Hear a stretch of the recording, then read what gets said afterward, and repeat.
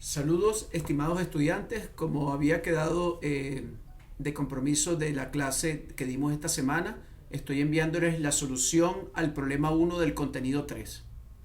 Recordemos un poco el enunciado principal del problema.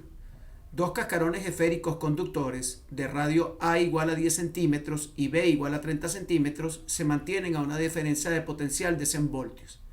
De manera que el potencial evaluado en la superficie, bien, en R igual a B, del cascarón más grande es igual a 0. Fíjense que el cascarón más grande está conectado a tierra. Y el potencial evaluado en la frontera o superficie del cascarón más pequeño es igual a 100 voltios. Bien, se supone que hay un dispositivo conectado, una fuente de poder conectada de corriente de voltaje continuo que suministra a este cascarón, bien, 100 voltios de potencial. Fíjense que esto es clásicamente un sistema, en este caso un condensador de tipo esférico. Bien. Nos piden determinar el potencial y el campo en la región comprendida entre los cascarones.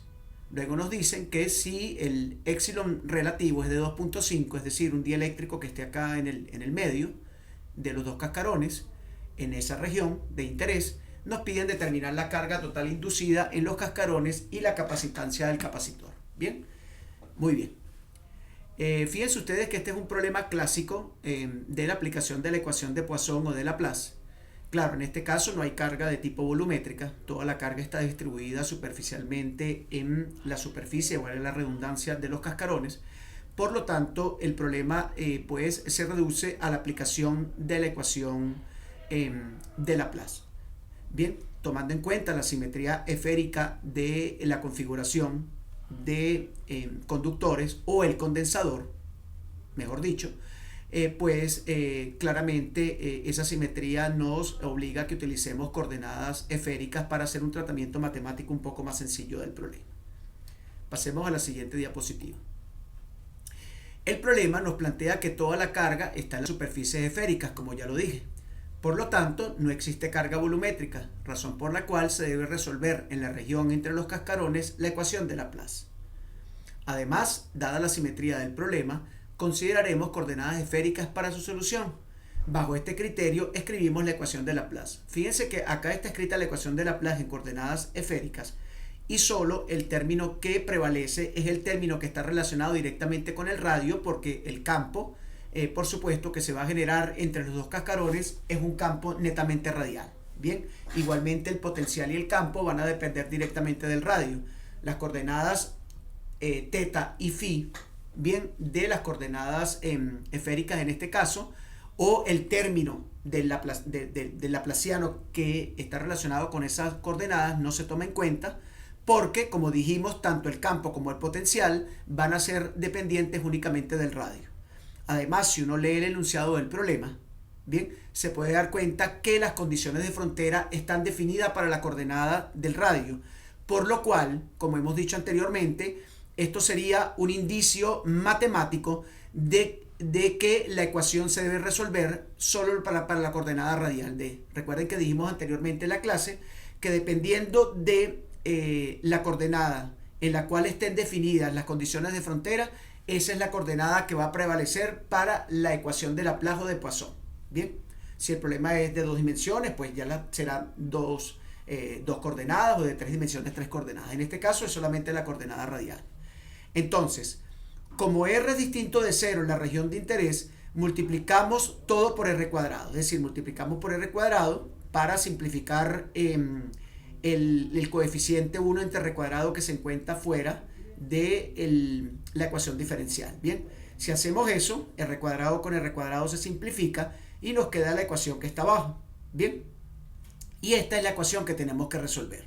Bien, vamos a continuar. Si nosotros hacemos la integración de una primera integración, bien, tomando en cuenta que el término R cuadrado es constante y sacándolo fuera de la derivación, si la segunda derivada del potencial con respecto a R es igual a 0, quiere decir que la primera derivada es igual a una constante, bien, dividida entre R cuadrado. Fíjense que el R cuadrado ha pasado acá a multiplicar, en este caso, el término diferencial. Bien. Por supuesto, el primer proceso de integración pues nos arroja una constante. Aquí dice claramente que es producto de la primera integración. Luego tomamos a la ecuación 1, le aplicamos el método de separación de variables y fíjense que simplemente lo que hacemos es multiplicar por dr, bien, y dividir entre r cuadrado, con lo cual nos queda esta ecuación que se encuentra acá. Si volvemos a integrar otra vez de manera indefinida, bien, integramos del lado izquierdo al diferencial de potencial y del lado derecho también a r cuadrado de r, porque el a se supone que es constante y lo sacamos de la integración. Cuando integramos, la integral de la izquierda nos da b como una función de r. Bien, momentico que aquí me faltó colocar el símbolo igual completamente. Perfecto. Y bueno, del lado derecho nos quedaría la integral de r cuadrado de r, que sería r a la menos 1, más una constante aditiva de integración. Si simplemente r a la menos 1 lo pasamos como menos 1 entre r. Disculpen, aquí falta un signo menos porque recuerden que del proceso de integración aparece el signo menos. Me quedaría que el potencial es una función de r que tiene dos constantes de integración que hay que hallar. Y sabemos nosotros por el procedimiento de este tipo de problemas que las constantes de integración las podemos hallar imponiendo las condiciones de frontera a la ecuación número 2. Pasemos a la siguiente lámina. Ahora se determinan las constantes I y B a partir de las condiciones de frontera. La condición de frontera 1 nos dice que cuando R es igual a B, cuando velamos a R en la frontera del cascarón de radio B, el potencial es igual a 0 porque es el cascarón que está conectado a tierra. Si sustituimos R igual a B y B igual a 0 en la ecuación número 2, simplemente nos queda este término, y si simplemente despejamos a B nos quedaría A sobre B. Bien, donde por supuesto en este caso A sería la constante que nos falta conocer y B sería en este caso el radio del cascarón más grande. Bien, y bueno, simplemente por lo tanto, simplemente pues aquí sustituyendo esta constante en la ecuación número 2 nos quedaría la ecuación número 3. Bien, luego imponemos la segunda condición de frontera a la ecuación número 2, cuando R igual a A, que sería el radio del cascarón más pequeño, el potencial es igual a B sub 0, y simplemente haciendo un despeje nos quedaría, y sustituyendo y haciendo un despeje nos quedaría la expresión que está acá.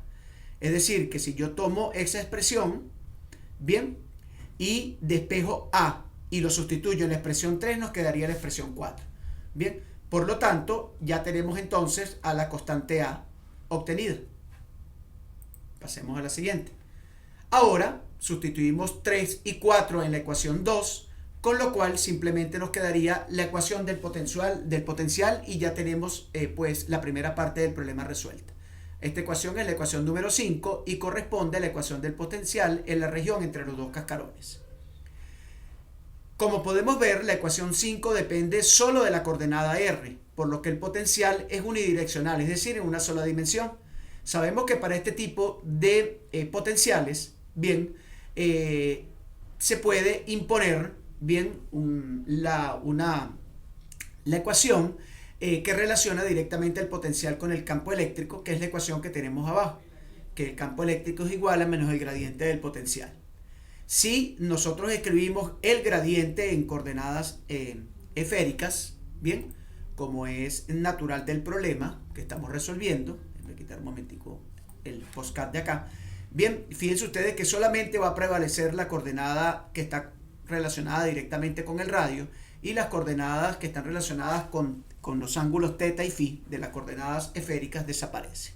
Entonces, simplemente si tomamos a la ecuación 5 y la derivamos con respecto a R, nos quedaría esta ecuación que está acá, la cual al sustituir A, que sería en este caso la constante de integración que acabamos de hallar anteriormente, obtenemos la ecuación número 6, que sería la ecuación que representa al potencial. Bien, entonces, continuemos. El problema nos dice que imponiendo la condición que entre los dos cascarones se coloca un dieléctrico de permitividad relativa es R, bien, nos piden que calcule la carga inducida en la superficie de los cascarones. Entonces, para calcular la carga inducida, simplemente aplicamos la ecuación Q es igual a épsilon multiplicado por E.ds, Bien, donde E sería el campo que acabamos de hallar y ds sería el diferencial de superficie en coordenadas esféricas. Como sabemos, bien, vamos a hacer un momentico un pequeño dibujo acá, bastante sencillo. Como conocemos, si es la superficie esférica, bien, conocemos que el campo va a estar en la dirección radial y que también el diferencial de superficie va a estar en la dirección radial, porque recuerden que el diferencial de superficie es perpendicular a la superficie o a la frontera. Muy bien, entonces al ser ambos vectores paralelos, bien, el producto escalar me da igual a 1, por lo tanto únicamente prevalece el ds en coordenadas esféricas, que sería r cuadrado seno de tita de phi de tita. Bien, si hacemos la integral doble tomando a r como constante, bien, simplificamos r cuadrado con r cuadrado, sustituimos por supuesto el potencial y colocamos acá el E sub r, que sería la permitividad relativa del medio entre los dos cascarones.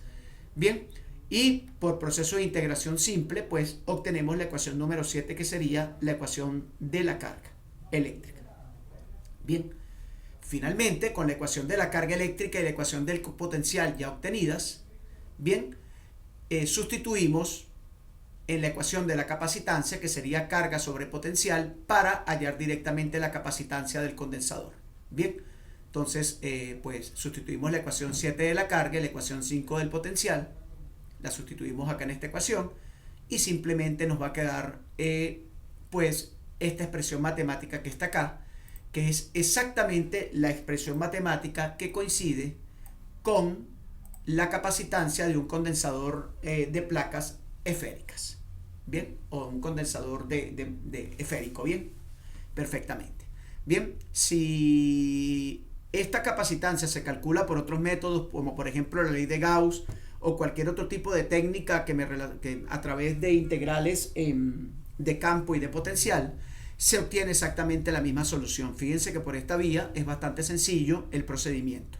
Muy bien, este problema es un problema muy similar al que aparece en la segunda parte del parcial 2, que tiene que ver con una configuración de condensadores esféricos. Bien, claro, una configuración, disculpen, de condensadores esféricos, no, de condensadores cilíndricos. Por lo tanto, lo que hay que cambiar con respecto a el problema del parcial y este problema es simplemente escribir la ecuación de Laplace en coordenadas cilíndricas y escribir, por supuesto, el potencial en coordenadas cilíndricas. Recuerden ustedes algo muy importante: la solución del potencial en coordenadas cilíndricas siempre es dependiente de un logaritmo neperiano.